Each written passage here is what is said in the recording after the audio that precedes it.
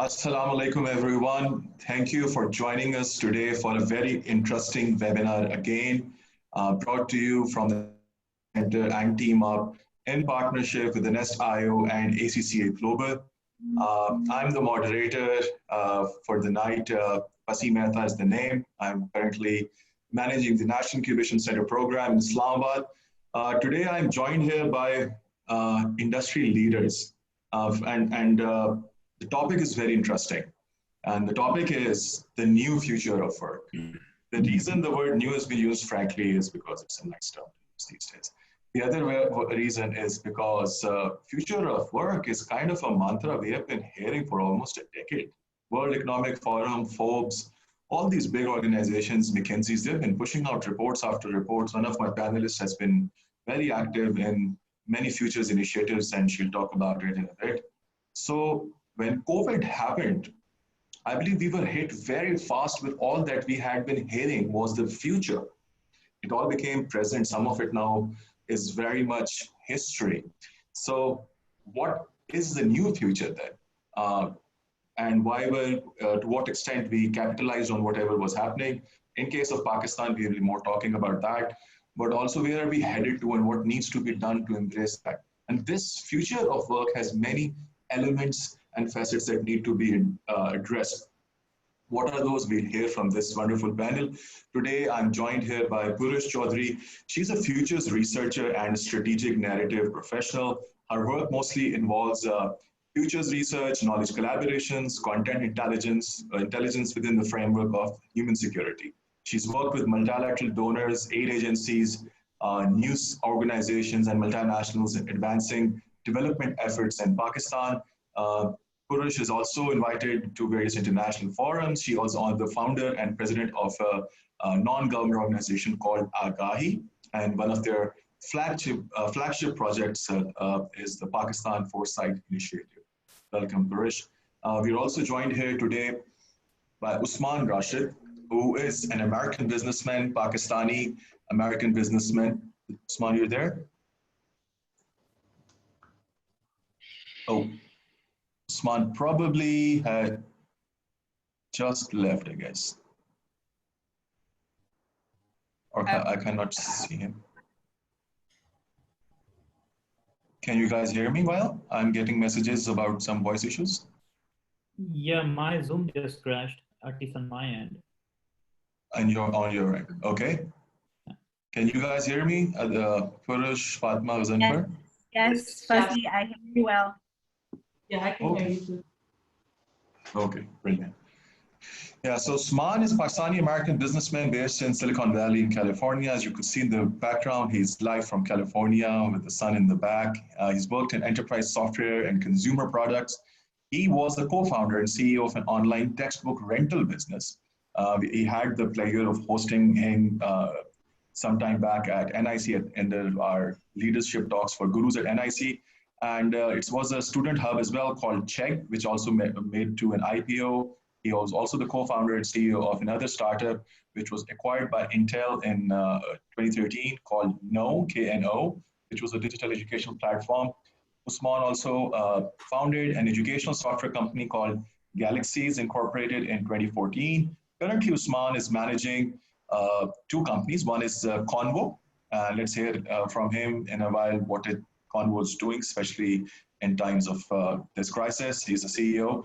And another one is called SOAR Education, in which he's the co-founder and the chairman. It's just basically a series of initiatives for STEM schools and STEM education. So welcome, Osman. Thank you for having me. And then we have Fatima Mazhar. Well, Fatima started as an investment banker. She's worked with Approach Capital, and she's also a Sloan Fellow.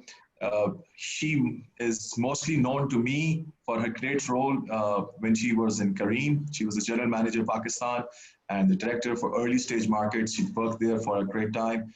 And then recently, she's now looking at KeepTruckin. KeepTruckin is a unicorn co-founded by a Pakistani in Silicon Valley. She's the country head for KeepTruckin in Pakistan.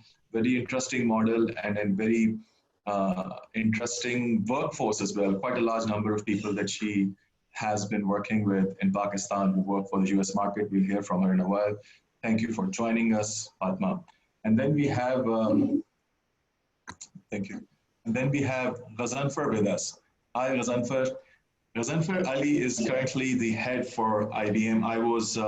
I had the privilege and the honor to host Ghazanfar at a conference that we met at some months back called Persuade Summit.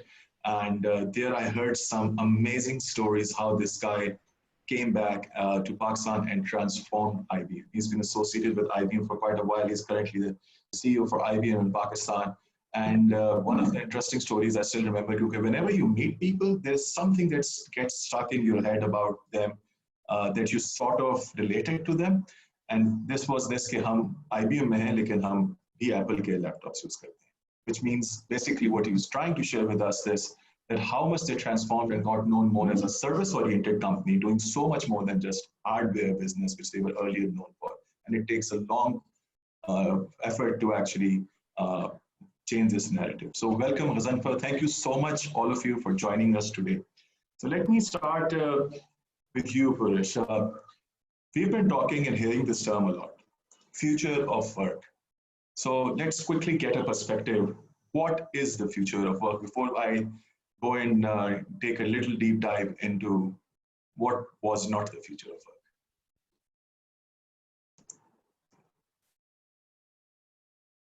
So, do you hear me? Yes. Okay, perfect. I can talk from the lens of the work that we've been doing. So we're actually one of the country notes for the Millennium Project, and we produced this report, just like many other reports that you see. But we thought that a lot of the reports that were actually being done by different organizations did not really reflect on the sort of scenarios that would sort of emerge in the next 30 to 40 years. So last year we launched, we launched this book. This was launched in Pakistan for the first time, of which we have 63 country partners, 30 of whom actually participated. In this literature, we give 3 scenarios. And 3 of them are a very different way of looking at, depending on how governments around the world adopt technology. But at the same time, what kind of political systems would be in place for them in order to benefit what kind of society or what kind of strata of the community that the governments are focusing on. So although this work is it's not very difficult to go through, but you would have 93 action points as to what are the governments should be doing. And interestingly enough, we're not really focusing on work per se. We're looking at economy as in a labor as one form. We're looking at government as another form. We're also looking at culture and education as one of the factors that would really affect how people behave. And so are people ready to embrace the technology? And if we move from one demographic to another, you actually do see, for instance, I'll give you an example. My grandmother knew when she was alive, my grandmother used to Skype call me. There wasn't Zoom back then. So for the mere fact that technology can cross-cut demographics and it can actually benefit a lot of people, the reason we're not really sitting together is because we are hit by pandemic. And so the work that we launched an updated version of Pakistan State of Future Index. We did indicate that there is a possibility of an epidemic or a pandemic-like situation sort of happening. And when we did that exercise, we sort of saw how it would impact across 32 different variables. So this was just sort of a policy exercise that we did in Pakistan. So to give you one precise answer as to a future of work, I mean, you're asking a researcher and a futurist on that. I mean, as others claim that because of my the direction my work is headed, there are multiple futures. So each one of us will be doing what we actually enjoy. I think what is most interesting in the work that we produced is that one of the scenario really focuses on self-actualization economy. And what that basically means is that you are going to be pursuing a sort of a lifestyle, and you are going to be pursuing the passion and the work that you enjoy the most. So the material aspects of what we're looking at, like for instance, an office. I was sitting with a friend today in his office, and he had just come for 2 meetings, and he didn't have the entire staff because of the epidemic. And I asked him this question: is it really all that important to have people in one place? And he suggests what he came up with, that in the last 3 months he had some of his employees come up to him, is like, we can't take staying at home anymore, so you've got to let us come to work. So I think for a lot of people who have been stuck in corporate cultures, and a corporate culture is pretty much defined as a 9-to-5 job.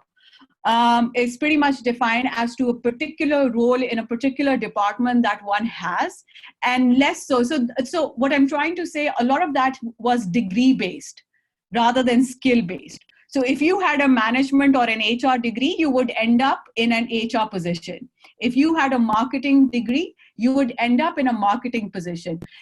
Nowadays, in fact, almost a decade ago, this notion of having a degree to be able to secure a job had started becoming very irrelevant. So if I need a skill, I should be looking for talent that could actually compensate for the skill that is required. So a lot of the work, which is why you find a lot of the reports that have been launched by and released by various people, they're talking about skills. They're not talking about degrees anymore. So degrees are pretty much the past tense of looking at what is it that I need. So as someone, like I said, I've been working out of home for over a decade. It has not seen it, although to many of my clients that has come as a surprise. Like, why do I didn't ever felt the need of having actually a lot of departments and people around me when much of that work can be outsourced. So what you do end up doing, you create a much larger value system around people, and you help those people develop their own startups, help develop their own companies and their own passion. So someone who's interested in juggling, so for instance, I need, for some odd reason in this Zoom session, I need someone to juggle. After a while, I just hire that skill for 5 minutes, and I say, like, can you do this for me for 5 minutes? And you get compensated like that. So ideally, where the future of work, or where multiple possibilities are moving towards, it's more experiential. Rather than it being focused on primarily the hardcore subject, the engineering subject. Even the engineers need the guidance as to what needs to happen. And predominantly, this is no longer the case. You need a social scientist and you need a philosopher to tell you what they need, and the engineers to come in and fix that problem or to create that solution. So the dynamics have changed within the last 10 years, and I think we should be looking at those trends. Thank you, Puruesh. Now this leads me to the question, and I'll come to you for this, Ghazanfar. So in past 3 months alone, we've seen that, can you hear me? Yes, I can. Okay. In the past 3 months alone, we've seen Zoom's active user base shot up from around 10 million to around 200 million a day. Slack recently reached 12.5 million concurrent users. In a while, we'll also hear from Osman as well, his numbers, his ideas about Convo. So, and while this changed, probably AI didn't change this, but a virus did. It wasn't automation that we've been talking about. It's all here. Would this change? Would people now not demand flexi hours, because they get used to it now? And as before we started the call, you were also talking about that the productivity has increased when there is something called digital fatigue, which has come with it. So I would like to have your views as the general manager for IBM Pakistan and Afghanistan. And while IBM has been part of this global transition as a cloud company and also as a cognitive solution provider as well, your views on this? So I think there are multiple things which we need to look into. So I will build on what Puruesh actually placed in as the first foundation of this conversation around future of work, right? So we are in the middle of a great transformation. There was a transformation from agriculture age to industrial age to information age, and now we are moving towards data age. And we built some models which were built in the early time of industrial age, which were the factory models of training people on certain tasks, on certain information areas, and then grading them according to the degrees and stuff like that. And that was a very relevant model for an economy which was basically looking after increased productivity. So our focus the focus of the value creation was around productivity when things were moving from labor work or blue collar work to more industrial work, and then robotics came in and they further improved the productivity and stuff. What we have seen is that this information age has actually created an environment which was more ripe up for what we say a value creation which is driven by the new outcomes. So we have shifted from a production-based or productivity-based economy to an outcome-based economy. And when you make this shift from productivity-based economy to outcome-based economy, then you're not looking at the repetitive tasks being your differentiating factors. So the way you can outsmart your competition is not by doing something more efficiently and stuff that can give you some leverage, but it will not give you enough leverage to go 5 miles, 10 miles ahead of your competition. So the new success criteria become how you can create new outcomes in the marketplace, and your ability to create new outcomes, your ability to create those outcomes on a larger scale, on a faster pace, is becoming your differentiating factor. And that's how you see this capital markets and global financial markets are rewarding the companies who are able to do it at a bigger scale. And so that actually brought the whole skill conversation in the game. So you don't need 16 years of education for that. You need a particular skill to create an outcome, and you need more creativity, and then you have to create the environments which are more tuned towards absorbing those skills and making them productive in terms of your creativity objectives. Now, this was going on, and we were moving from a debate of blue collar workers to white collar workers, and IBM came up with the term of new collar workers, which are the people who had skills but not had degrees, and they were not doing the blue collar jobs. And then we started the P-Tech programs and stuff. And now we are in the middle of this COVID crisis, which is a mega disruption coming from Mother Nature, which actually caught us, everybody, like a deer in a headlight situation, that, you know, we were going somewhere and suddenly a headlight came to us and we all stopped, and now we are thinking what to do. And so this transition for the time being is a small transition, I would say. I mean, we all moved to work from home environments and stuff like this, but this is basically driven by the global first phase response of lockdowns, right, of pandemic. It will not be permanent, obviously. We all will adopt as societies, as countries, as businesses to bring back some normalcy, but it will not be the old normal, it will be a new normal. And that's why you see a rise of all these new collaboration tools which are coming in place, like Zooms, WebEx, and others, which initially enabled a lot of people, since we were having 3 billion people working from home, to connect. But I think this, what this has created is it has created a platform where the need of a more stable and more inclusive collaboration platform across the ecosystem and across the organization has got the focus, right?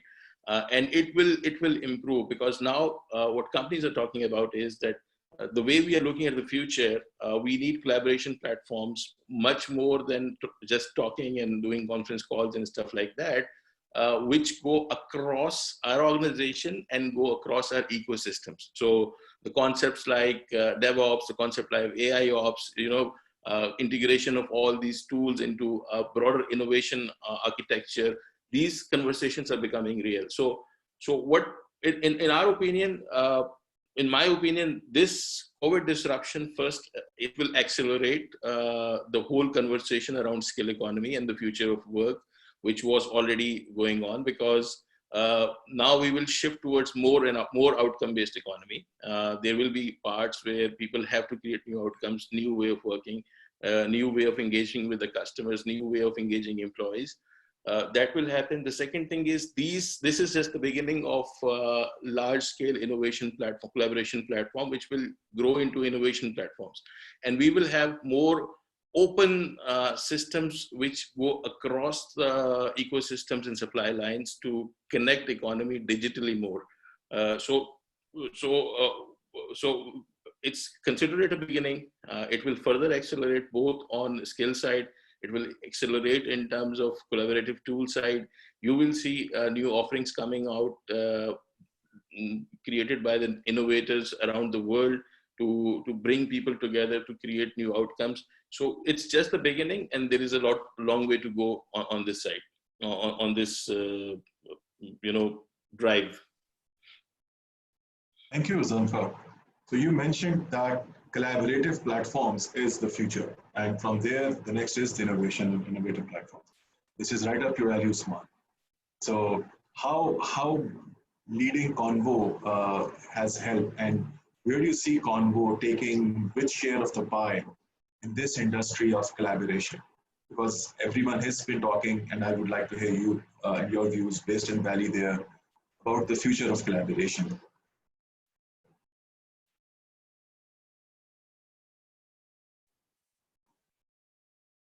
Usman, can you hear us? Do we have you? Is it just me, or is Usman's picture stuck? No worries. His picture is stuck. This picture Maybe. Okay, no worries. So let's. I would move on to you, Fatima. Fatima, देखिए digital commerce, telemedicine, and automation. These are some areas, and I will switch a little bit. मैं थोड़ा सा उर्दू में भी switch करना चाह रहा हूँ, साथ-साथ कुछ लोग मुझे मैसेज में लिख के भेज रहे हैं. तो ये पहले पाकिस्तान के कॉन्टेक्स्ट में तो नहीं हो रहा था, शायद कुछ ममालिक में हो रहा था, यूरोप में, जहाँ पे आपने देखा कि बहुत सारे बिजनेसेस ऑलरेडी डिजिटल थे, तो डिलीवरीज करना, मैनेज करना आसान था.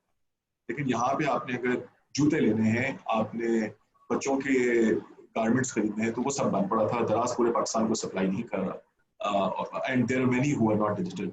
लेकिन एकदम से अब ये सब पे आ गया. मैं देख रहा हूँ रोज इंस्टाग्राम में ढेर सारी पॉपअप हो रहा है कि ई कॉमर्स इज ग्रोइंग. इसी तरह टेलीमेडिसिन है, वर्क प्रोसेस ऑटोमेशन है, जिसमें रोबोटिक प्रोसेस ऑटोमेशन एक एरिया है. What other areas do you think will grow tremendously towards this new normal that we are heading to? कौन सी वो ऐसी areas?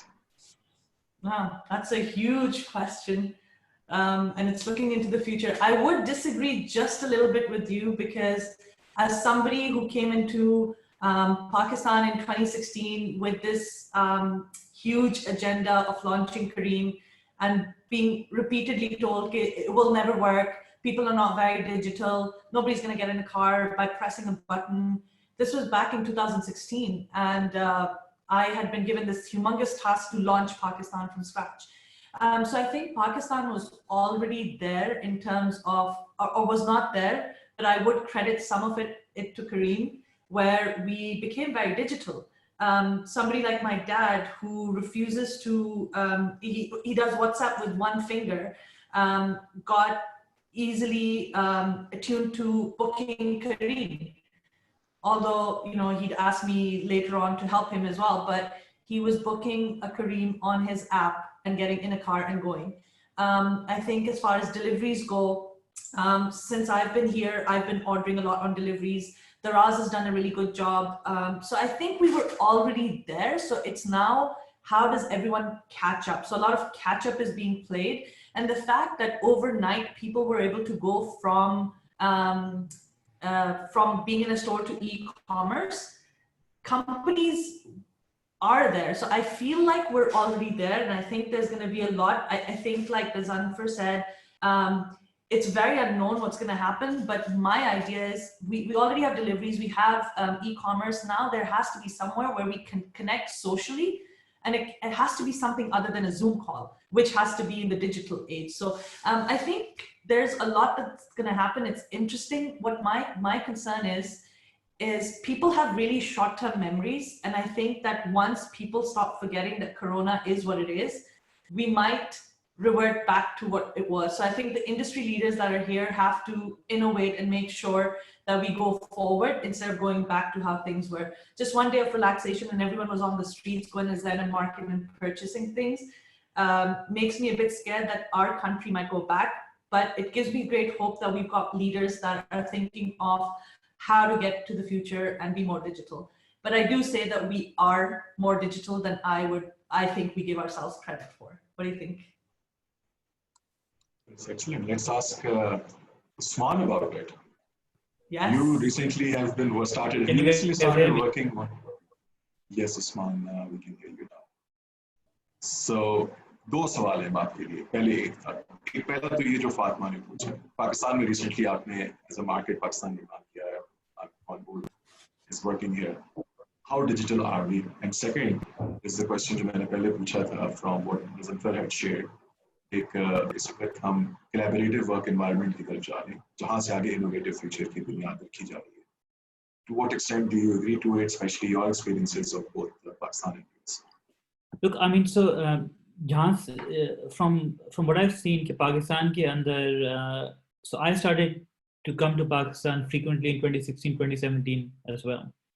और मैंने जो note किया है कि as a country, we're pretty well, pretty advanced when it comes to trying to use digital technologies, because Pakistan is leapfrogging one entire spectrum. Like they leapfrogged away from phone lines to mobile phones, and along with mobile phones came all these opportunities. I have many interesting conversations with CIOs यहाँ पे पाकिस्तान के अंदर. वो कहते हैं कि I don't know, मेरी workforce technology के लिए तैयार है कि नहीं. मैं तो पूछता हूँ कि आपकी workforce आपके खास से do they use WhatsApp? use करते हैं, हाँ use करते हैं. Do they use Facebook? बिल्कुल use करते हैं. So then they begin to realize, okay, maybe I'm underappreciating what my team can do, right? Because उनकी फिर आँखें खुलनी शुरू होती हैं कि वाकई मेरी team तो already इतना कुछ कर रही है.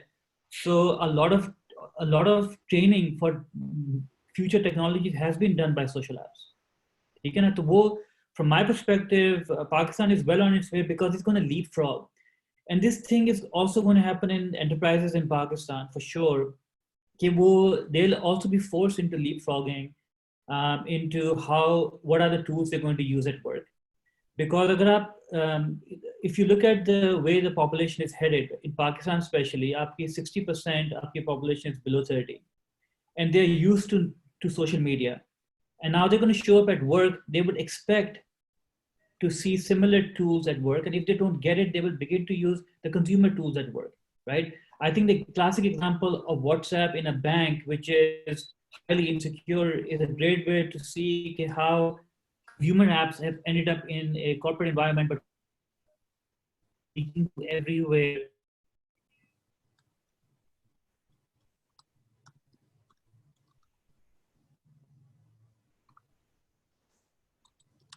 I believe we lost Osman again. Something on the road, but it's become more catalyst.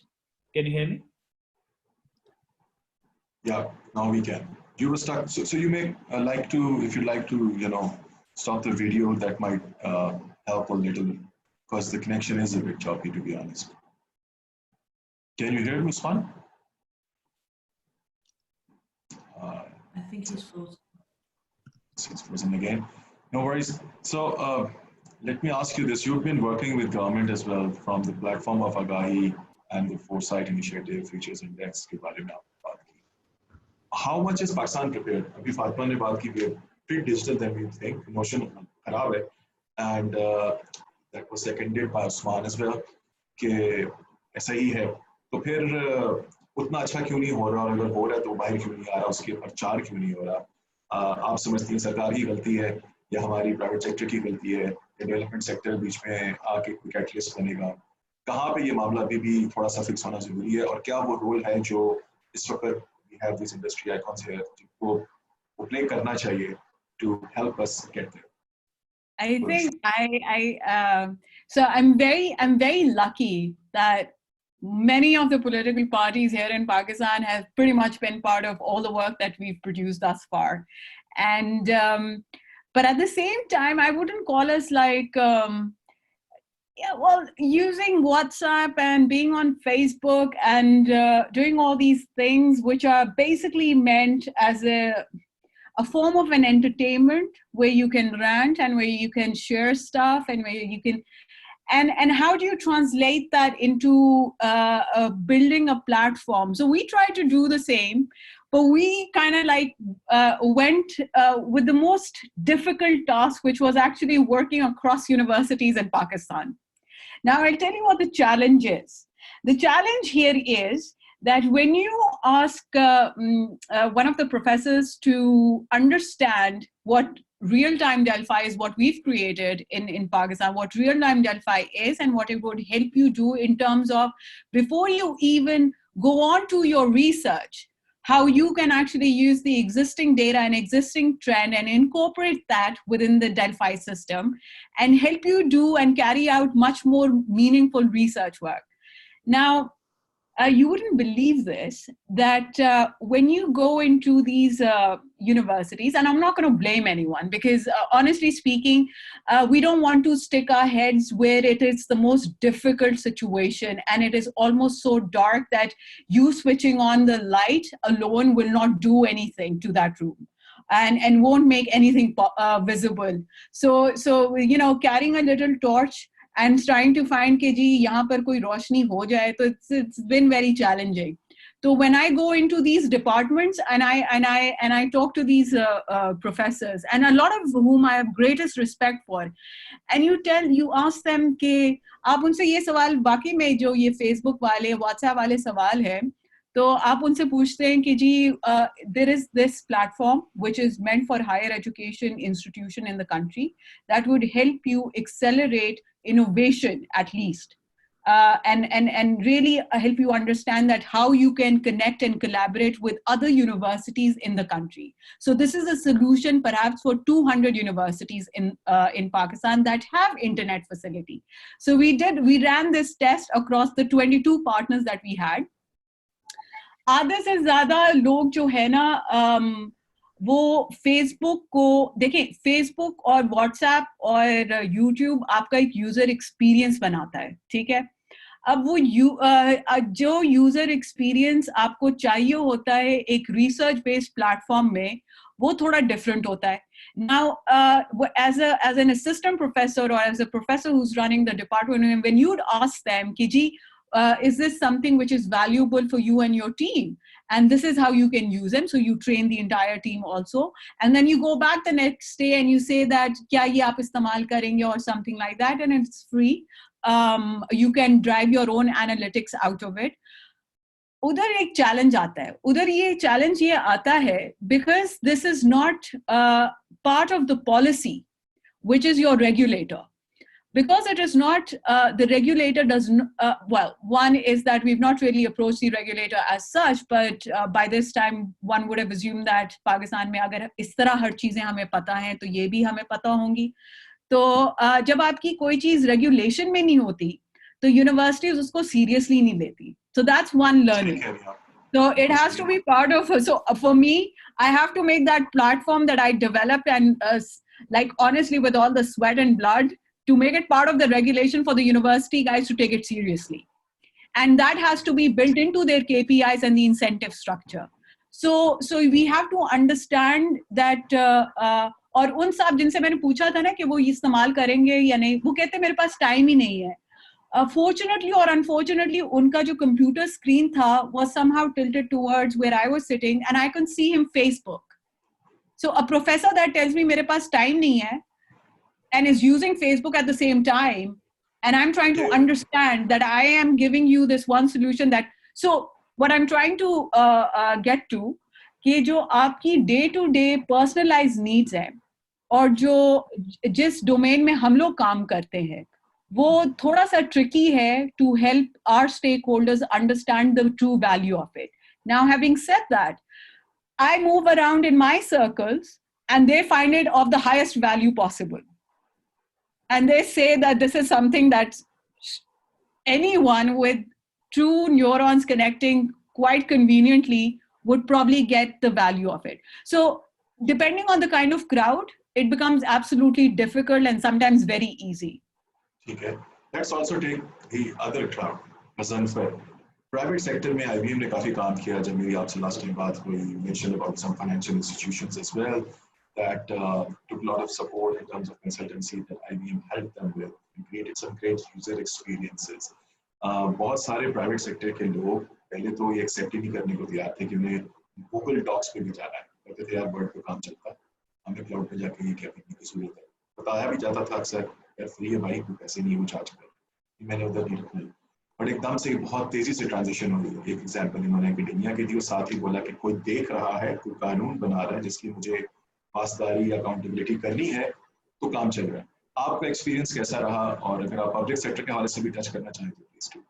Yeah, I think that we have to see from so what Puruesh is saying is absolute reality, right? So when you talk to people, everybody is so super convinced, and everybody is expert of digitization. Everybody wants to do it tomorrow and stuff like this.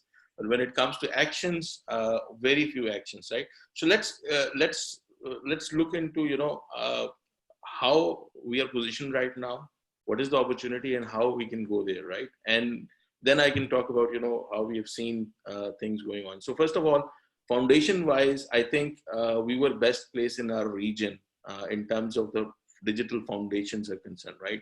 So look at our telco networks, right? So we had fiber much before than many people. We had national identity all sorted out in 2000. Today we have all the mobile phones, SIM verified, biometric verified, all the banking accounts, biometric verified. So it's not that we don't have the foundation. I think we have a very good foundation already laid up there. Probably 40 million people on social media and all those things. But, foundation is not enough, right? So next step is how to accelerate it in a bigger way and make some bold decisions. And I think that's where what Puruesh mentioned, that our regulators have not done a great job. I mean, they were very risk averse, and they are still very risk averse in terms of adopting technologies. So, for example, I mean, look at this crisis, right? We were talking about reaching out to 12 million, 13 million, 14 million new people to disperse SaaS program amount, and we brought them to the centers in a BISP program, which was digital before the crisis, right? So there was a hesitation in the system that let's not go digital, although we have a very pervasive financial system from the telcos and stuff like that, right? Our financial inclusion still stands at 50%, which is lowest in the region, right? And there is no hindrance in terms of infrastructure, people adaptation or something like that, or even the technology literacy of our people. It's the only hindrance is the way regulators are pushing these things, and they are going very slow in terms of, in terms of board. For example, all the discussions which we had on economy for the last 2 years, we wanted export-based economy, we devalued dollar and all. There is only one industry which has responded in a double-digit growth in export, that was IT industry. Look at the IT services export for the last number which came for the March. It's growing double digit because it was really getting prepared for the advantage of this foreign services and stuff like this. So I think it's time that we stop talking about it and start doing something. And doing baby steps will not take us anywhere. Somebody has to come in a very disruptive manner, take very bold decisions, allow the usage of cloud technology across platforms. Others people have done this. There are companies willing to invest, create large platforms locally. Only the large platforms will bring a large scale investment in technology in Pakistan. It will not happen without platform economy. And platform economy in itself, and Puruesh probably has done a study on this as well, that platform economy has the biggest potential future for our economy in general than any other industrial or sectorial policy you can bring in the industry. The problem on the both private sector and public sector side had been that everybody was talking about it. Nobody was willing to put the money where the mouth was. So they were doing baby investments. So what happens with the baby investment is when you're not making a fully committed investment of a sizable size, or a reasonable size, then you do baby steps, you fail, you get disappointed, you move out, and then you wait for the market to go up again, and then you do another baby step. So we needed, probably in all industries, we needed 2-3 thought leaders who could say to their boards, and there were 2 or 3 board leaders who could say that, I'm willing to invest $10 million, $20 million, $30 million amount on digitization, but I want to become the leader and I'm willing to take the risk.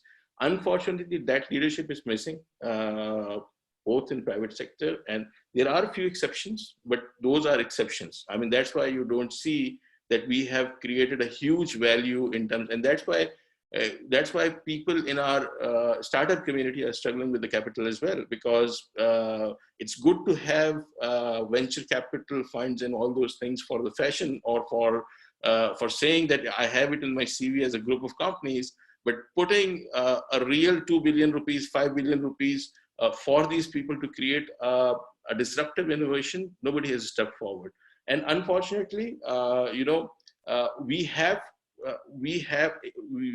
to agree, which is the most difficult thing to do in this country, as business leadership and the public sector leadership, that if platform economy or the digital economy is our future, then we need to put a serious money in it. COVID is an opportunity for this. One of the plan, or one part of the plan should be how we boost the digital economy, because the digital economy globally will be the biggest opportunity Pakistan can tap into. So this is my initial thoughts, but this is a long topic. We can go on, and I can, That's nice to know. Okay, bold steps are needed. Digital economy is the future. Digital economy is the largest economy.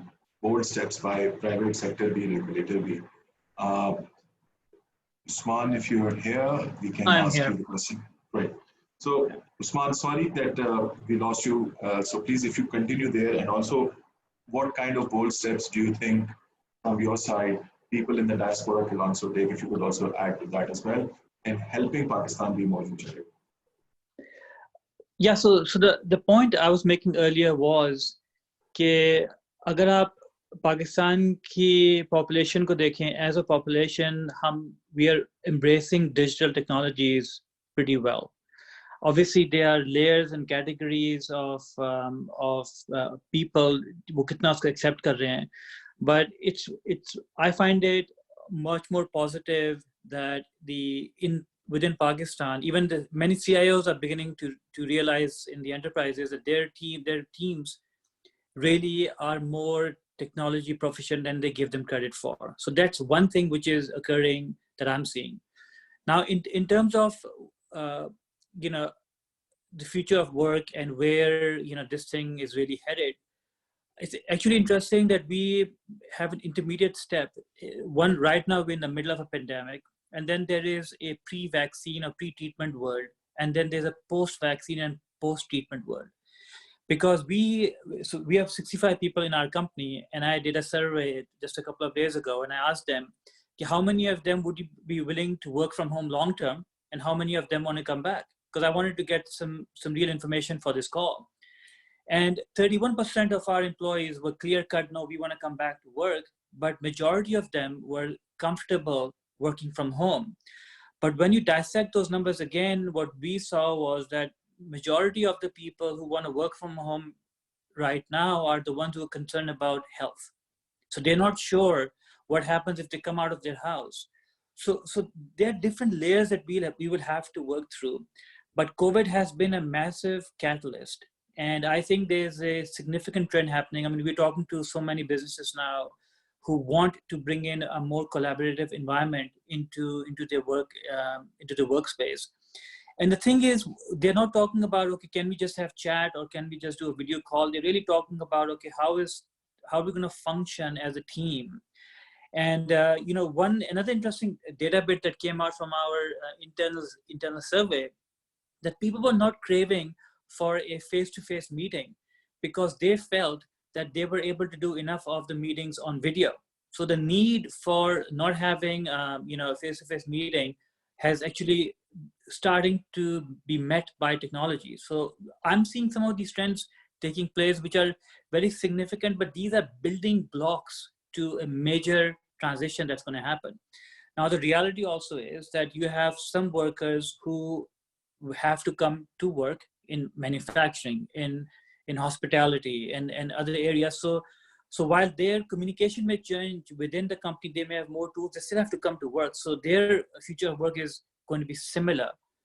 But in the people who are sitting in office behind the desktop or a computer, they will have more of a hybrid situation now. There will be a lot more option to work, because the interesting thing to think about, if we have to maintain social distancing even at work, offices are not set up for that much space between employees. In fact, they have tried to make it smaller because they were trying to make these offices more collaborative for people to work closely together, which is opposite of what you need to do if you don't have a vaccine or if you don't have a treatment for COVID. So, so it's really hard. No one can really predict what's going to happen, but the real change, I think, what we realize is once we either through herd immunity or through vaccine or treatment, on the other side, maybe 18 months from now is when the real transition will begin to happen. Because until then, people are forced to stay at home, and that mentally is more challenging. But having the option to come to the office maybe once a week while working 4 days at home, I think that's where this thing is headed. It's going to be hybrid, it's going to be situational, it's going to depend on your job. And it's already happening in some way, it's just going to be a lot more catalyst. But the underlying factor, which a few people already said, is the technology that's going to be underneath. Is it going to make their work easier, or is it going to allow them to work in the same way? Because you have security holes. If an employee has to access 25 systems from home on a normal internet connection, many companies are not set up for that because they expect you to have a VPN and things like that. So collaborative tools, which are now working on the server side to bring you information in one feed and one platform and one place, that's what's really going to drive. I think security concerns from enterprise will begin to drive what tools are going to be used by people. So many of these things will come in this format, but it's really going to shift for the next 18 months because people are going to try to figure out how to handle this because we're not set up for this right now. Thank you, Usman. Just to add to what Usman said, I was reading an article, Fatima, coming to you, published on Forbes online by this lady called Laurel a few days back. And she referred to this survey which said $11,000 is average job that is being converted from being physical on-prem job to a virtual or work from anywhere job. So it's not just remote working, it's actually better because they've seen in this survey that the employee satisfaction has gone up, and which is a surprise because this is what we were hearing otherwise a bit different when we started the conversation. And it also said in the survey that productivity has gone manifold. In light of the discussion that we just had, I would like to know your views about it. कि एक तो हमने बात की what is the future of work, और दूसरी बात है where is the future of work? Is it more at home? If so, आप अपने थोड़ा KeepTruckin के बारे में भी एक्सपीरियंस शेयर कीजिए, जैसे उन्होंने उस्मान ने अपना एक सर्वे किया, बाकी भी पैनलिस्ट से मैं पूछूंगा.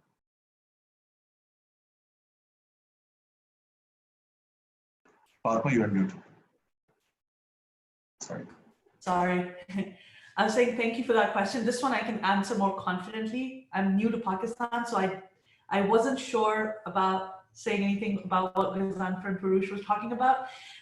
But I will tell you that overnight, we had to move 1,100 people working in our office to home. And when I was asked, I said, it's not possible. This is Pakistan. I don't think I can do it. Luckily, we've had an increase in productivity. We're getting much better results than we were before. And so there's a lot that I'm dissecting in that, and I'm doing a lot of conversations. So there's people in the camp that want to work from home, people that want to come back to the office. So people that want to work from home are saying, oh, look, the productivity has gone up. But my question there is, has the productivity gone up because you're working from home or because everything is shut down, it's locked down, you can't go anywhere, there's nothing else to do than work? So is that one of the reasons? But the other thing that's very interesting that you talked about is the virtual work from home. Look, we are so restricted because of where our offices are and where we have to hire that we have to let go of some amazing talent in other cities. So right now, if you look at at least our San Francisco office, a bunch of people have gone to Minnesota, a bunch of people have gone to like, all the places that they were at. They're sitting from their like families' homes or their actual homes, and they're really loving it. The rent's lower, the food's great, they're closer to family, and they're really enjoying it. I've had a lot of people in Pakistan, my Pakistan team, that had come to Lahore and Islamabad from their hometowns. They've gone back to their hometowns, and during Ramadan, people are so happy. They're doing iftars with their family, series with their family while working. They're giving double the amount of productivity that they did before. So people are really happy. And if you look at real estate, the cost of real estate, especially in San Francisco, forget San Francisco, even in Pakistan, if you want to get a good office, is so high that if you take that money off, let people work remotely and actually pay them a little bit more instead of paying real estate, and look at perks that you can do and help them set up home offices, I can assure you that there's going to be a lot more productivity going forward. I'm not the biggest proponent for work from home. I don't think I could do it in the long term, but looking at the people, we've done a survey as well, just like Osman did. Results are pretty similar, except maybe 20% people want to come to work. The rest of them are very happy working from where they are. And they say that if you're able to provide us with some sort of help with setting up a home office, they'd be really happy. And another thing that I agree with Osman on, we're thinking of having people come 2 days a week to the office where they can make those days meeting heavy. And if you have them meeting heavy, then you can get all your meetings done. There are certain teams, like the creative teams, the design teams, that need to be together. It's harder for them. But other people, it's difficult for managers to be able to keep an eye out, but that's where the tools come in. How are you monitoring? Not really monitoring. I hate that word, like monitoring people's screens. I would never be in the favor of that. I think that's a gross invasion of privacy, but kind of looking at stats in a better way. We use Salesforce a lot because we have a big sales team. That gives you enough metrics, enough reports so that you can check if people are doing what they're supposed to be doing. But again, we don't want to be looking at that. We just want to make sure people have the freedom. So the future is very uncertain. I know that I'm going to be opening up my offices after Eid just to see what the new normal looks like. We think it's okay to be able to wear a mask and sit all day. There's some people in my team that have gone, they said after 2 hours, you can't even wear the mask. So practically we can think of all these things till we've tried going back to the office, tried the social distancing, we can't say much. But yes, I'm doing a lot of work. This is my biggest project that I'm doing. I'm trying to see it, but the infrastructure in Pakistan, I honestly did not think was there. Our productivity is there. People are not having internet issues. Everyone's doing what they're supposed to be doing. And this is 1,132 people spread across Pakistan that are working day in, day out for KeepTruckin. And it's just made Pakistan look really good in front of all of my US counterparts, all the other teams that we have in Canada, Taiwan, where people honestly thought that it's Pakistan, it's not going to work out. But you know, like Ghazanfar said, our foundation is set. Now we just need people like Ghazanfar and Puruesh to come up and Osman to come up and raise the level. But for right now, I'm really proud of it. Fatima is just very proud of where the country's at. I'm a big Pakistan supporter since I came and launched Pakistan.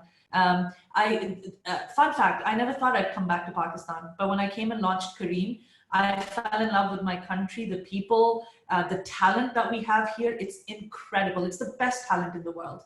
And so I moved back this year after MIT permanently. I'm really happy to be back. Awesome, and I can help in whatever way.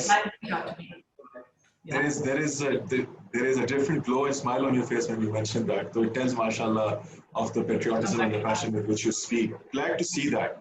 As I move on to more questions that audience has asked and they're answering, I see Ghazanfar is also responding to it. Usman, Puruesh, Fatima, you can also respond to questions. In the Q&A, I'll be asking them. We have also been asked lots of questions on Facebook, LinkedIn, and other platforms, which my team is pasting here in the Q&A section in a bit. But I have this very short rapid fire round where I will ask questions. I would request you give short, quick answers, and I will ask all of you this. Let's start with you, Ghazanfar. The first, when do you think we will go back to the usual workplace? We don't know. I mean, it will be phased. It will be gradual. It will be based on many factors. So phase one will be limited. So first of all, it will be different for different industries, right? So the primary industry and secondary industry, where you still have blue collar workers, probably they will come earlier. The white collar workers or the digital workers, they will be the last one to come. And it will be phased approach. In the first phase, you will get limited employees, then you will enhance it, and then eventually you will reach. No one answer, probably it will vary. The course will be the same, phase-wise across industries.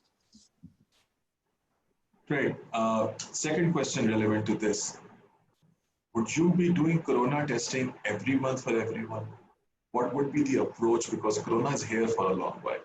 That's a huge cost that any organization will have to bear when they open their doors again for their employees to come. I'm not putting you at the spot. I will ask this question to everyone. I think the protocols are emerging. And even this testing myth that everybody has to be tested on daily basis to come before coming to office will also be busted, right? Okay. If you developed economies, they are testing the people with the symptoms, right? So there will be protocols in which you will be told to self-test first, and if you develop some symptoms, then obviously there will be support available both at the government and organization level to take it further.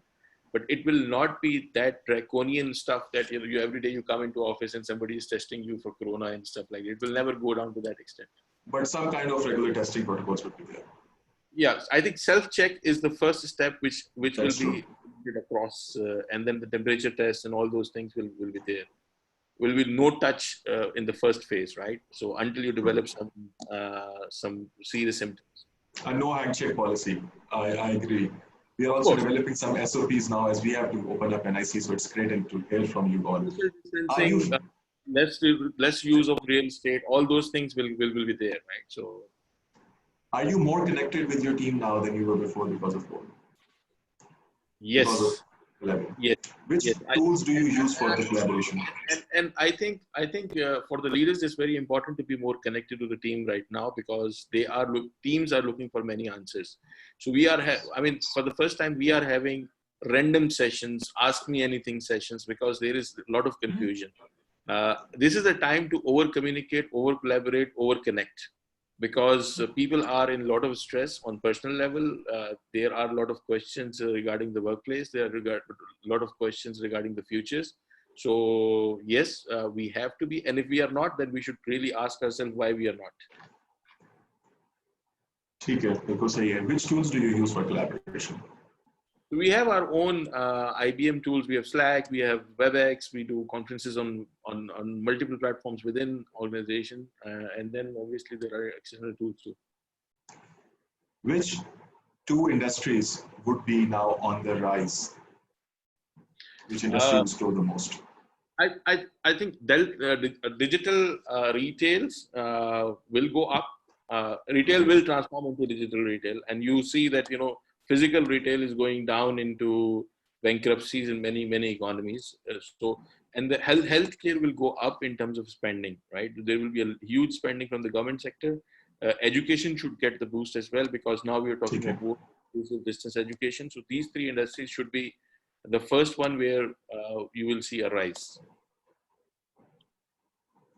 So health and education on the digital side, are you saying, or overall? So health and education overall as well, and the digital retail services sector transforming into will be the first one. My last question. Okay, my last question from this rapid fire. Degree or skills? You mentioned blue collar workers. I'm reading a blue collar. New collar workers. Yeah, skills. Degree is a thing of past. We already have 1/3 of our workforce in centers in US. They don't have formal degrees. Probably you will see in next few years, IBM's companies like IBM, and you see already other tech giants, they are getting away with the degree requirements. So it will be skills. Okay, before my audience gets carried away with the new definition of blue collar worker, maksad basically ye hai. These are normally those workers who actually perform a lot of manual labor work. And it's more of a physical work working than an office working, which is called white collar. मतलब लोग रंग से ना इसको associate कर दें definition working. Okay, ji, thank you, Ghazanfar. Let me ask these questions to you now, Osman. Starting number one, when do you think we will go back to the usual work? So I would say it's in two steps. In the next 18 months, it's going to be more similar to what we have right now with hybrid model. And in maybe in 18 months, we will begin to see companies figure out who they want to be. That do they want to have a more dispersed organization, or do they want to bring people back? So I think over the next 18 months is going to be more something that comes up. I think you will still have a 60-40 split where I think majority of your team could be working remotely. Oh, wow. To answer the question number 3 as well, Chaudhary, when I won't ask the corona part now. Okay, what tools do you use for collaboration? And before that, are you more connected with your team than before? Yeah, so I feel connected as same as before, because we communicate on a very consistent basis internally. So I don't feel any loss of connections. My one area where I say is that I was coming to Pakistan every month and meeting the team. So that's one thing I'm missing, just doing the group meetings and things like that. So hopefully in the future, where some days you can come to work, so that'll be taken care of. But from the work perspective, communication perspective, one-on-one conversation with people, I haven't felt much change from that perspective. No. Sorry, and what was the second question? Yeah, so which tools? I know you would say Convo, but Convo के अलावा आप क्या use करते हैं? अगर Convo भी use करते हैं, of course that's correct. Yeah, so look, we use Convo. We integrate it to many different applications. We obviously use email. We use Google Suite to communicate outside. And, many times I'm using Zoom as well, because so many people are using Zoom to get invited to meetings such as now. And you use Zoom for not a winner anything. Which industries do you think would be on the rise now from here onwards? So one interesting thing that I see is it's the notion of connected devices that was before it was growing is now going to rapidly increase, even to the point where connected devices would grow significantly. Online education is going to now be viewed very seriously, and see how that's going to be done. And many industries are going to grow. Even retail is not going to go out, but they're just going to get more transformed with more technology and more tools. So I would say software and machine learning and many of those things are going to now see an even bigger bump than ever before, because this has been a catalyst for those industries for sure. Great. Degree or skills? Skills. What would you value when you are hiring someone? Yeah, I've had some amazing developers, for example, who have had high school degrees. Skills. Select. But one thing, you also need the skill of how to handle people. Look, one thing that happens in college is you really get to understand how to deal with problems and priorities and things like that. So college does some soft skills for you. So skills, but not someone who's just sat at home and learned on the web.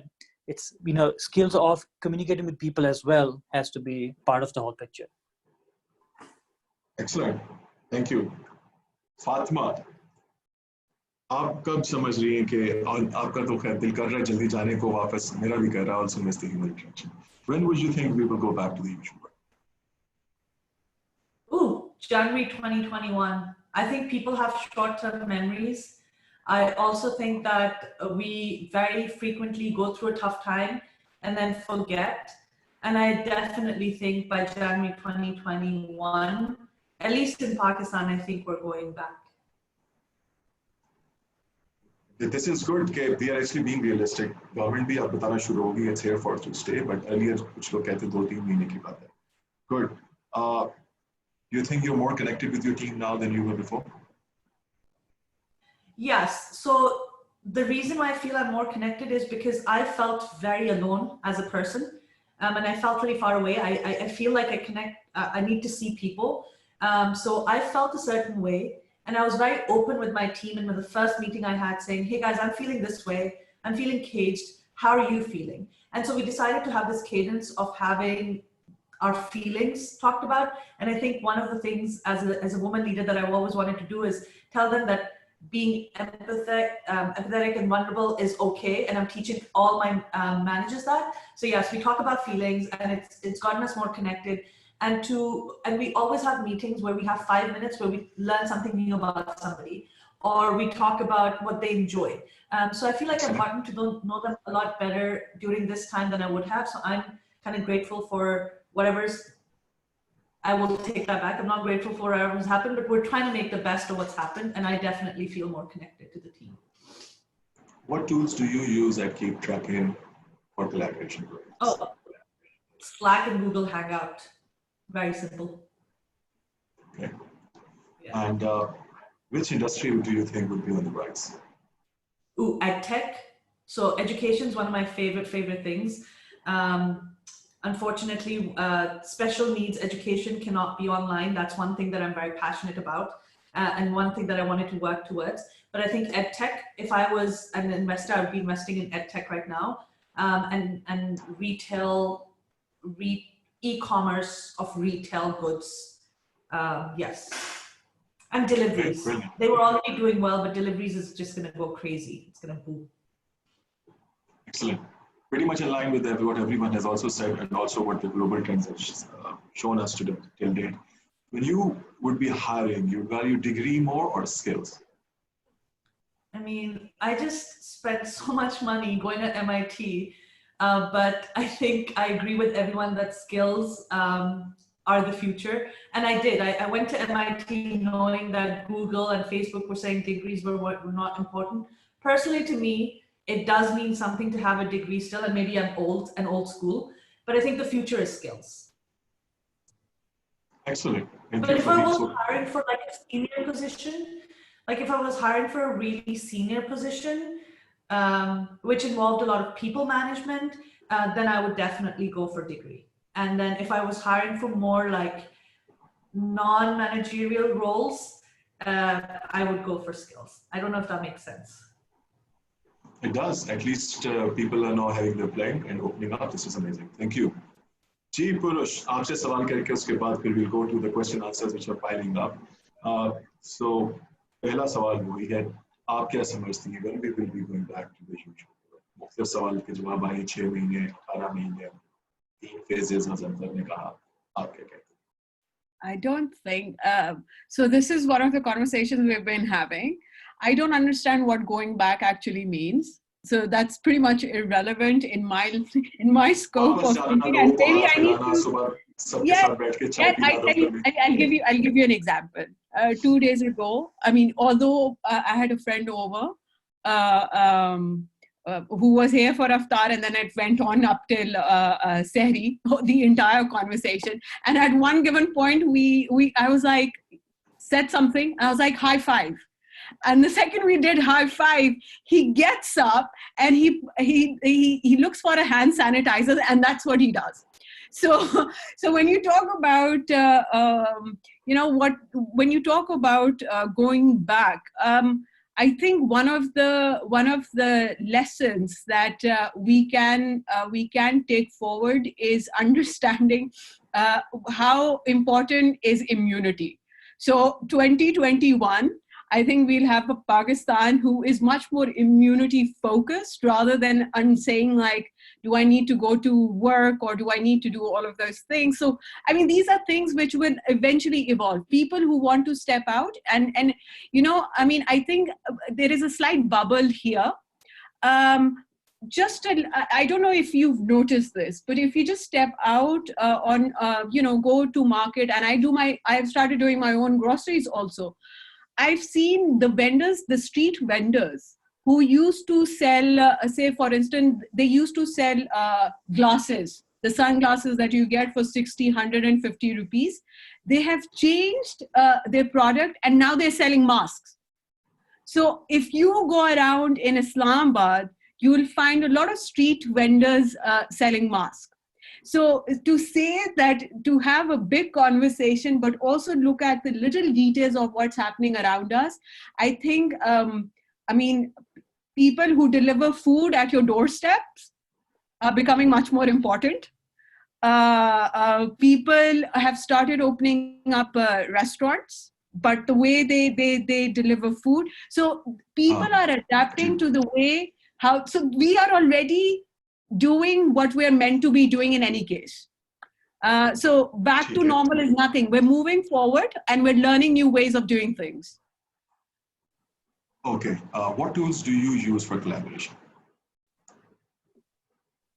Oh, if I would read an interesting research, then I would stalk the gentleman or the woman to death until I get a response. So the tool usually is gmail.com. The nature of work is very different. But in order, so for instance, the tool, I think being as busy as I had been in the last 1 decade, I'm more attuned to using WhatsApp and well, I mean, anything that would help me connect to my family and friends more, I would use that tool. And when I'm going to be talking to my colleagues, it's going to be very task specific, because the environment we already had was already what Fatima has mentioned. Everyone was free to share their feelings, what they were going through. So our environment and our culture that we had at our workplace was very different.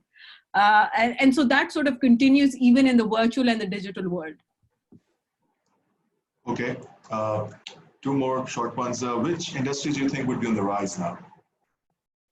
If there is any new to add other than what everyone has shared, please do add that.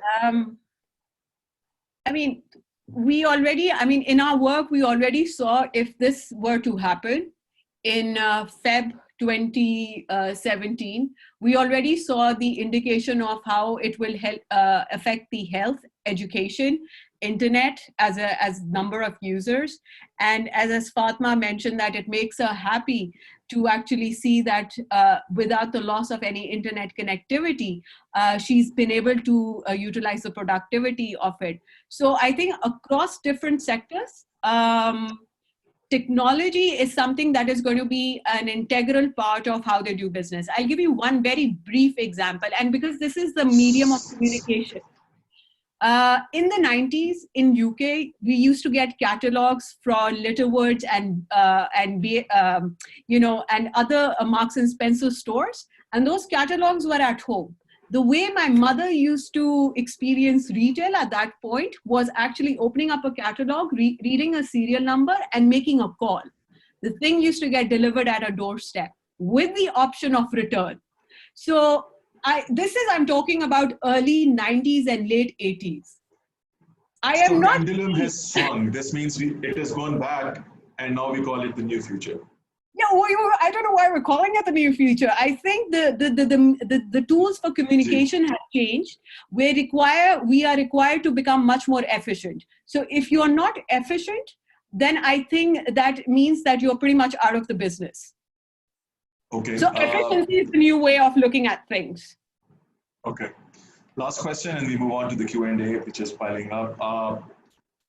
If you are hiring, you value degree or the skills? If I were to get, I work with philosophers. Many of them don't have degrees. All right. Thank you so much, everyone. This has been so far quite interesting. Let's quickly jump on to the question and answers. Thank you for the audience. You have been very kind and passionate. You've stuck around. You're getting good response on social media as well as on here on Zoom. Ghazanfar ने काफी सवालों के जवाब मैं देख रहा था देने भी शुरू किए हुए हैं और मुसलसल दे रहे हैं and लेकिन फिर भी कुछ questions हैं जी.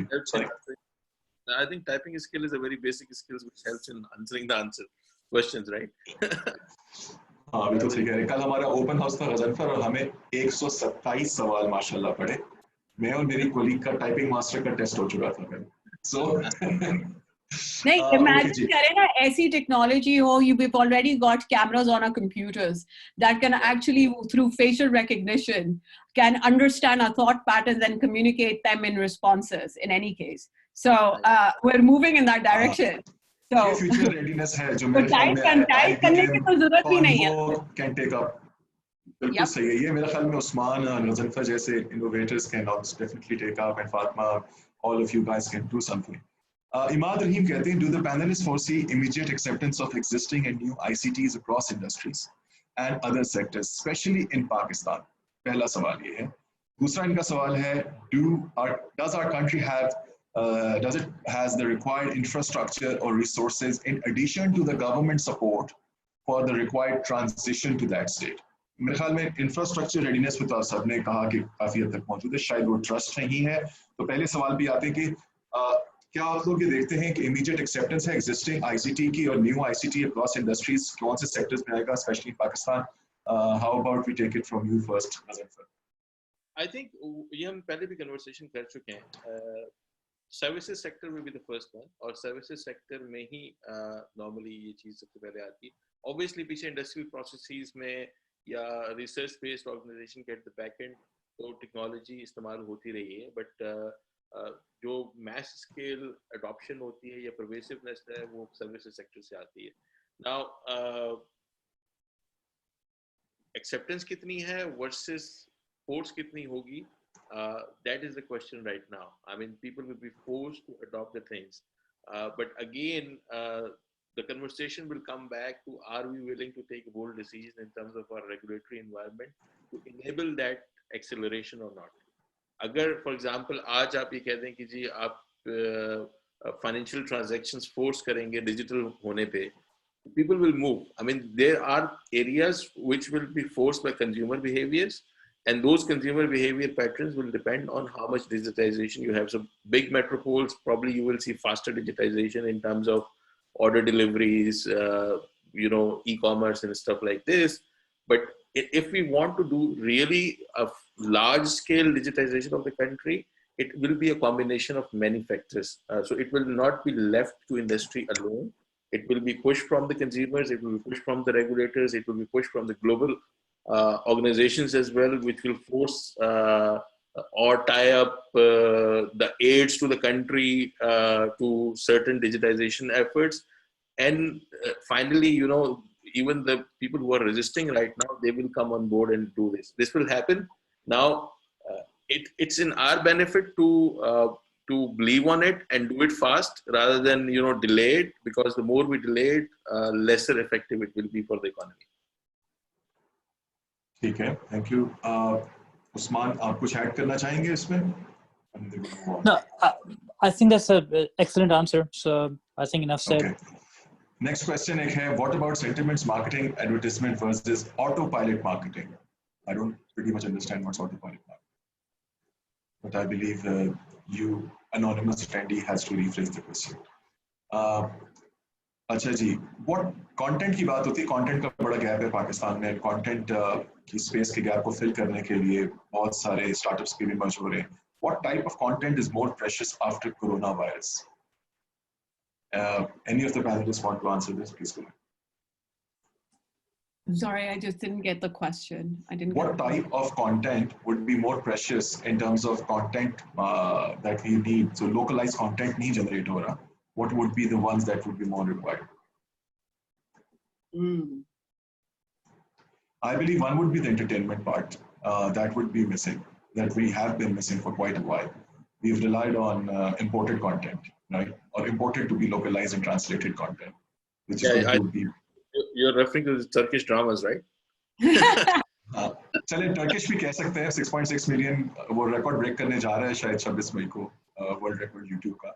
But that's not, I mean, और भी हमने बहुत ज़्यादा content बाहर से लिया क्योंकि gap बहुत आ गया पाकिस्तान में, काफ़ी अर्से के लिए gap आ गया था और एक ही तरह का content produce हो रहा था. हर किस्म के मैसेज को, खास तौर पे यूथ को 60% अभी जो बात उस्मान ने की यंग लोग हैं उनके लिए वो चीज़ें नहीं produce हो रही.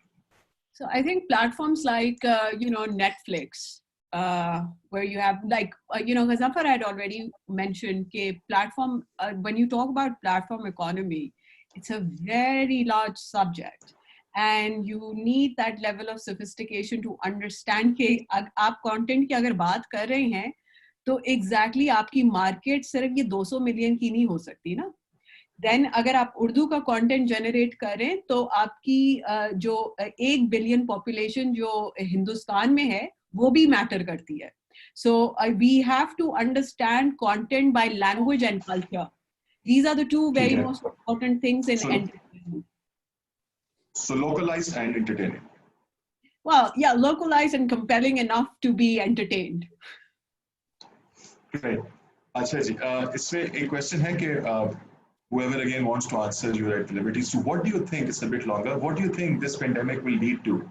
Less prosperity, slower growth, widening inequality, and bloated government bureaucracies?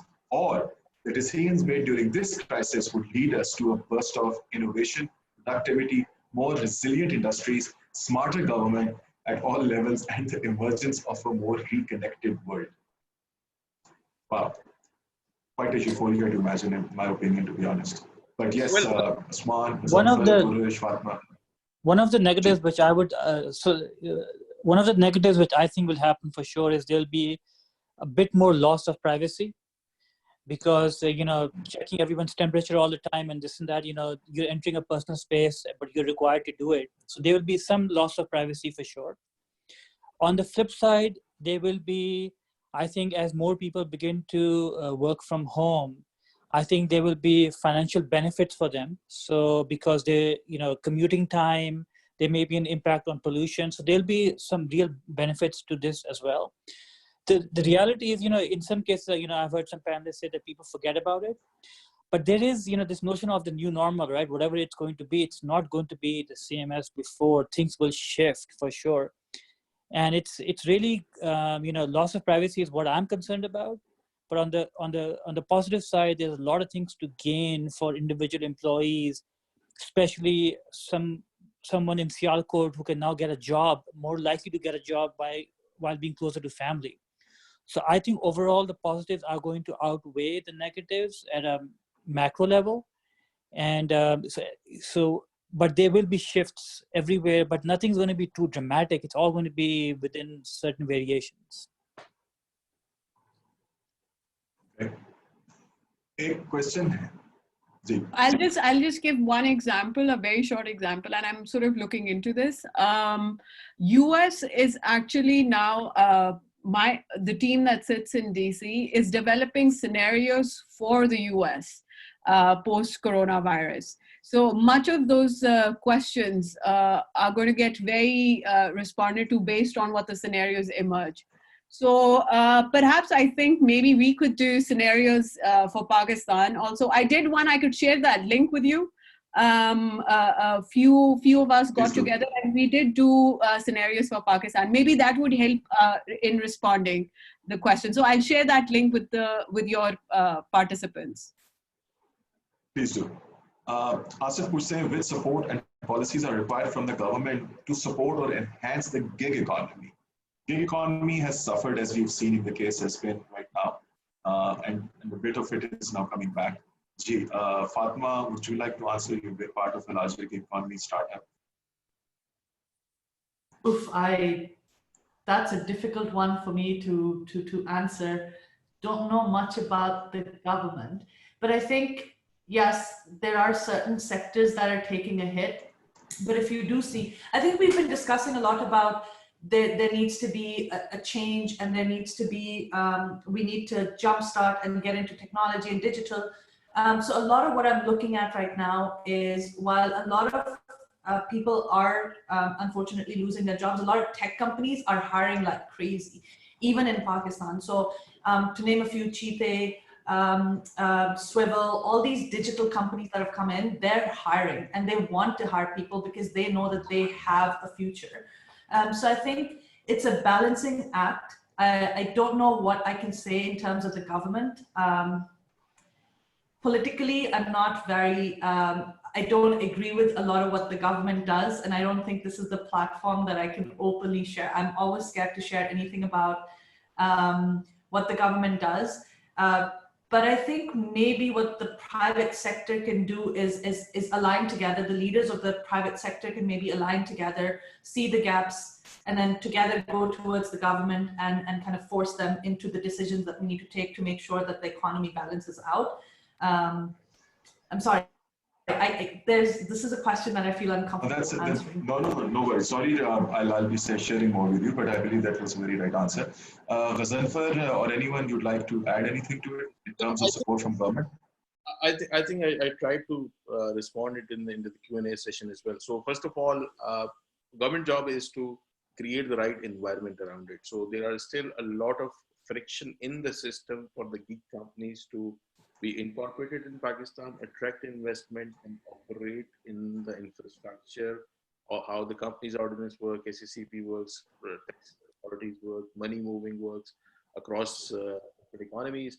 So one piece is that they have to do a lot of work in terms of ease of doing business. So that's which is more aligned towards how the gig companies are set up, right?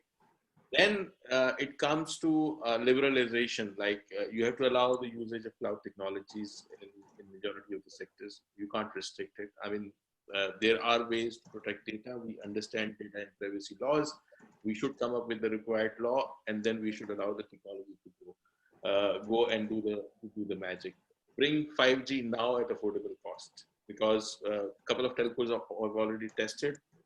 If we want to leap ahead, we should, rather than looking at $2 billion of revenue in 5G licensing, we should right now make an investment to bring 5G at affordable cost. Then enforce things like mandatory digital financial transactions, digital identities, putting your government transactions on digital platforms, and start pushing all these things from the government side to take the Digital Pakistan program has all the 5 pillars right. What I believe is that what we need to do is the execution part, and that's where there is a lot of ground to be covered.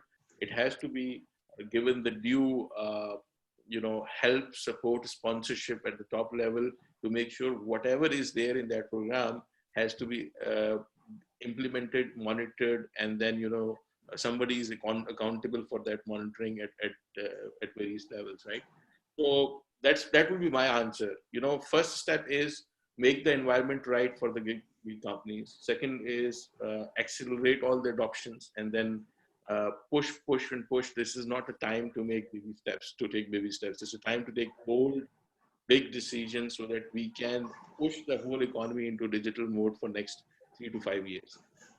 Yeah, and if I can add to that, I would say that the government's number one role needs to be enforcement of policy. They have a lot of good policies in writing, and I think as they begin to enforce them, I mean, it's very important to lead by example. And the second thing is that the government itself needs to adapt some of these technologies or new ways of work, which have been there, but the government hasn't used them, because when the government begins to use it, they begin to create portals for the citizens. The citizens begin to realize, oh, I don't have to go stand in lines for hours. I can now, with a tap of a button, the whole nature, the psychology of the country begins to change, because now everyone's looking around and asking everybody else that, okay, so how do I do this with you? It forces the private sector also to now begin to get more active. So enforcement of policies, using technologies to give the services to the citizens, that just really helps everybody understand, look, now this is really beginning to impact my life, even from the government. And the entire country begins to move forward collectively. That's, I think, is the job of the government at the end of the day, to lead the way and make sure that everyone's playing fairly. And, that's where Pakistan really has to head. Thank you so much. We're getting lots and lots of questions. So if panelists want to answer there by typing their responses in, you're most welcome. Some of them are specifically directed to you. Even if not, you can answer still. एक बात अभी digital Pakistan की आपने Ghazanfar. So one of the things that they are doing in digital Pakistan, in my conversations with Tanya and Khurram, and inshallah soon I'll be hosting them after Eid as well on a session, is that they're opening up a GovStack. As you know, India में भी India में एक GovStack के नाम से APIs open up kiye the. So basically digital presence, cashless, and all records online. Similarly, Nadra is opening up such APIs. I hope they do, because when they do, I believe the real disruption would come in place with all that Osman and Ghazanfar, you both talked about. A question here, Sayyid Shakil Sabka from Kiklam. He's while we may have infrastructure readiness in Pakistan, I believe there is somewhat a people readiness challenge, especially with consideration to dealing with the current situation. So it's the people actually. Are there any specific steps or interventions that you, in your capacity, or your organizations are planning for to deal with this people readiness challenge? That's a good question. I can take, there's some, I was going to type the answer to this one. I've been working a lot on people readiness, and I believe it's a really good question, and especially that it comes from a senior HR person. I really like where you're thinking and how you're thinking. So the number one thing is you'll have a leadership of the company. First, the leadership of the company has to buy into what the change looks like, and then you have to talk it through. What a lot of organizations do is they think of something and then they say, this is how it's going to happen, and that's it. It's very like, it's a dictator dictating their terms. So what you need to do is you need to bring people along, take them along. And how you do that is you sit with them, you tell them, hey, this is what we are thinking. What are your thoughts on that? And then have them buy into the vision. Once the leaders are bought and the people under them are bought in, it is a much easier thing. Be transparent with them, tell them why you're taking the decisions, take their feedback, and you'll see the difference. We did this with work from home. When we were going into work from home, whatever plans I presented to the exec team in the US, I presented the exact same thing to my leadership team in Pakistan. I had questions for them, they gave me suggestions. And once I had this open conversation with them, took their suggestions and told them to go sell it to their teams, people were a lot better. So I think listen to their concerns, incorporate what they say into your vision, and make it a company vision, not just a few leaders' vision. And you'll see the change and you'll see it's ready. It's never going to be easy. It takes a few conversations. You have to be patient. But if you go with the people together, I promise you it will be a lot easier to get them to where you are at. And be ready to take their feedback and change your vision according to the feedback.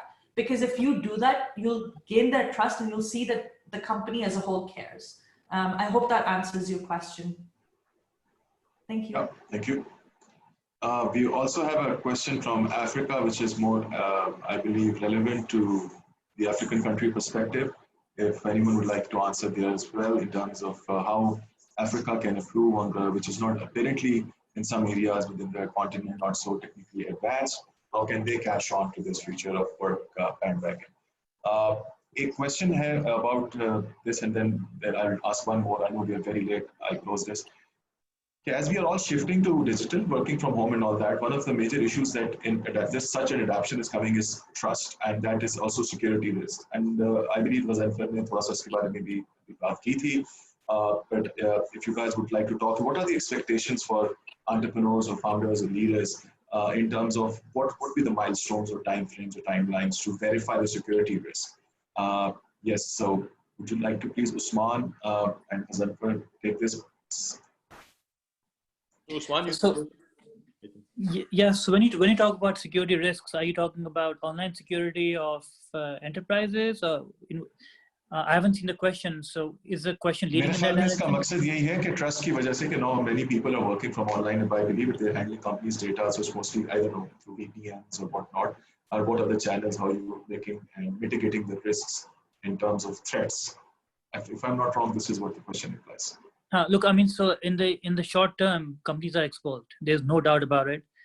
And what the biggest thing the companies can do right now to mitigate security is there's some stats out there which says the number one way that hackers break into a company's infrastructure is through passwords, right? So you know, companies need to really enforce long password policy, especially nowadays during this time.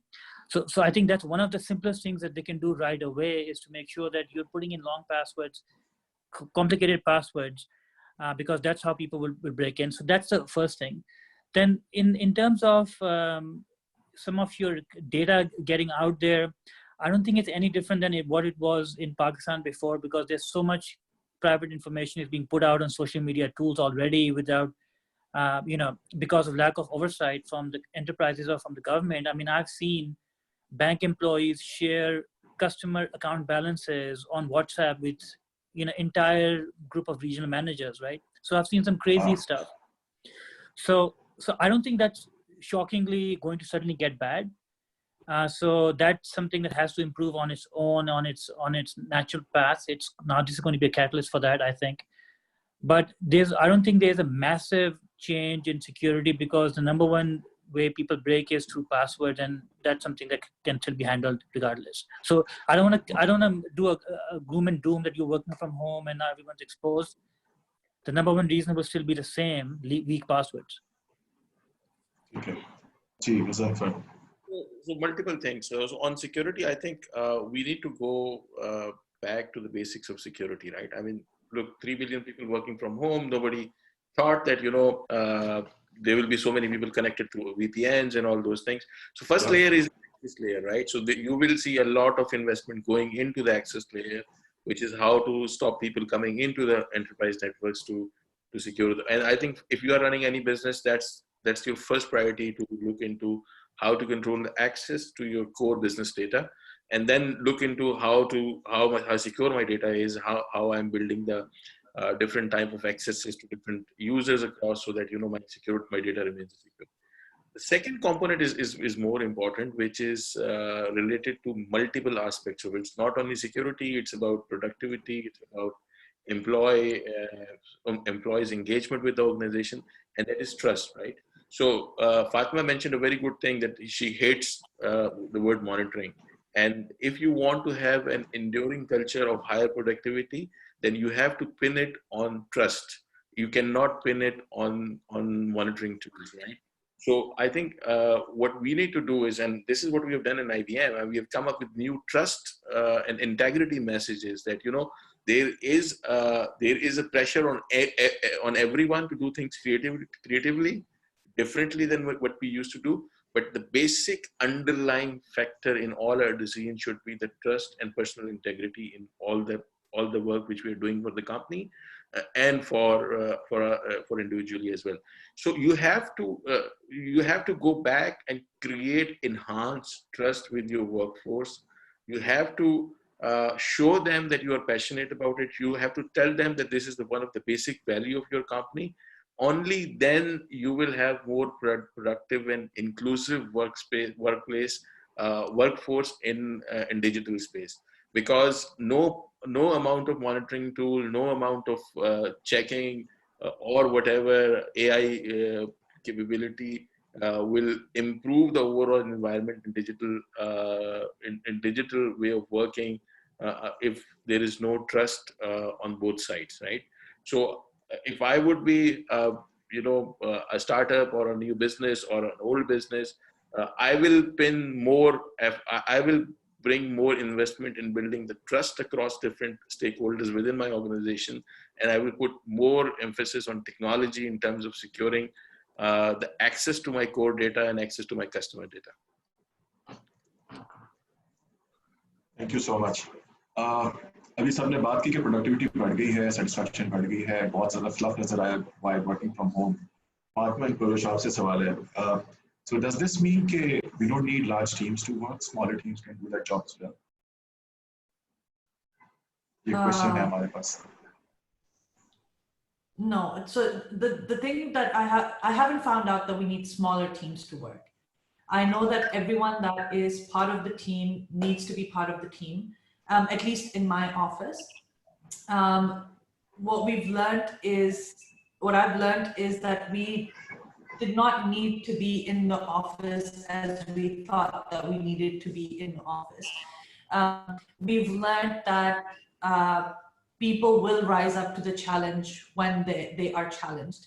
And I've also learned that I believe that historically we had this inherent mistrust that if people are working from home, and I felt that way, I'll be very honest, that if they're working from home, that things will not go the right way. So what I've learned is we need those people. Those people are coming in.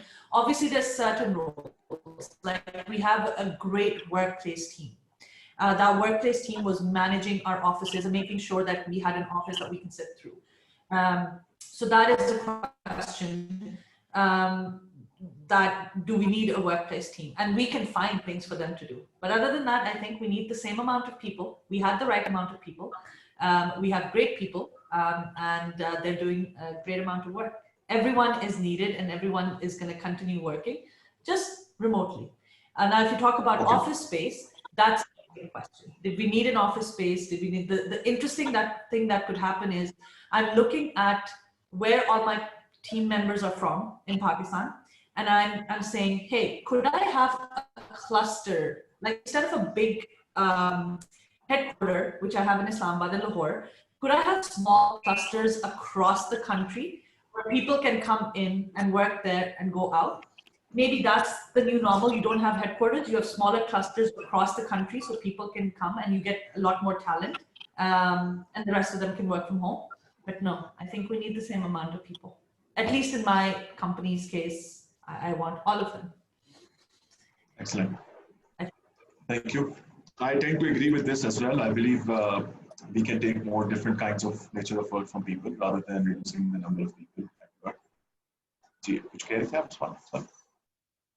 okay. Yeah, no, yeah. So I was saying I certainly don't see the situation where you need less people for the same job.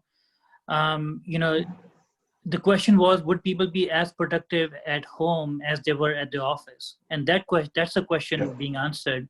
It's not whether the company has become more productive than before. That's a separate question, right?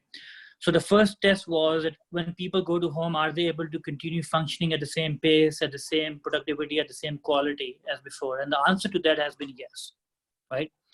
So if anything, you know, I feel that in some cases, corporate costs may go down because of office space not needed, and they may be willing to hire more people in different geographies, which is an overall net positive.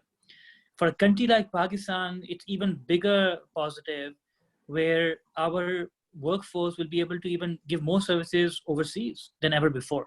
I mean, we've been doing a lot, but now, you know, as we just heard, that Pakistan is infrastructure ready. So the reputation of the country is actually going to improve. So from that perspective, Pakistani workers will be able to get more tech jobs, especially working from home without any issue. So I think it's overall positive for them. Brilliant. Thank you so much, all of you, ladies and gentlemen. आप लोगों ने आपका time ज़्यादा लिया जो आपसे request की थी, उसके लिए मैं माजरत चाहता हूँ।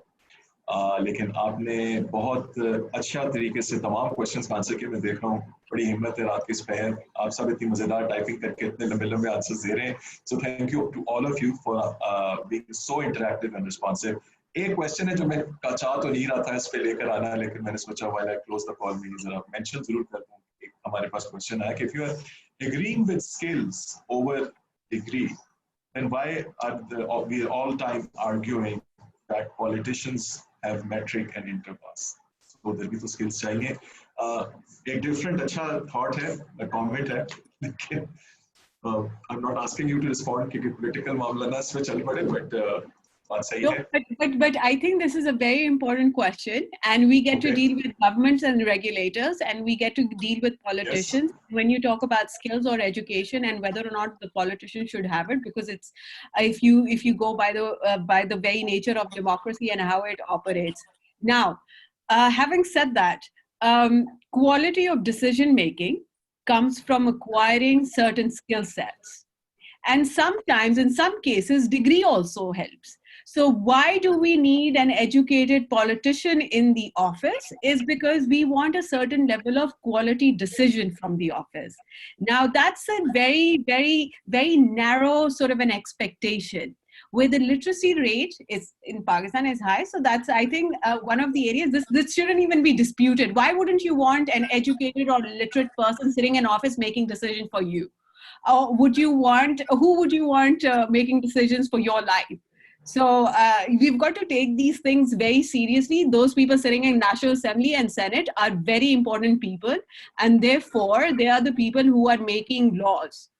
And thus you need education and some skills for that to happen. So I don't mind being political in all of this, but these are the way, if you want to progress at a pace that we've all discussed in the last hour and a half, if you want to progress, accelerate, and diffuse the level of technology you want to diffuse, then you've got to do all those bold, like Ghazanfar has already mentioned, bold decision requires bold leadership.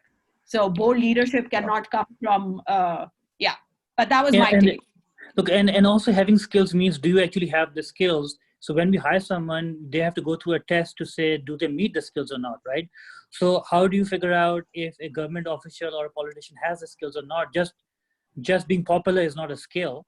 I mean, they need to do and come some real work. So you know, it's less about the degree, but you know, it's about how do you judge if they have the skills or not? And we don't want to test it at the National Assembly level or in the local body level. नया Pandora खुल जाएगा उस्मान इस तरफ गए तो लेकिन मेरे ख्याल में बातें जो आप तो कर रहे हैं कि it's a mix of the two. बस यहाँ से डिस्कशन शुरू करनी चाहिए थी ना.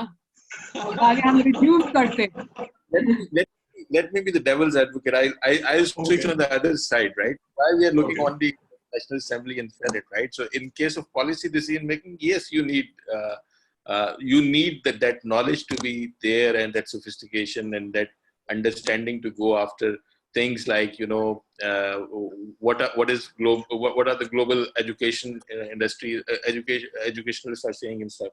But if you're talking at a street level, why do you need a high level degree to become a counselor or become a UC chairman?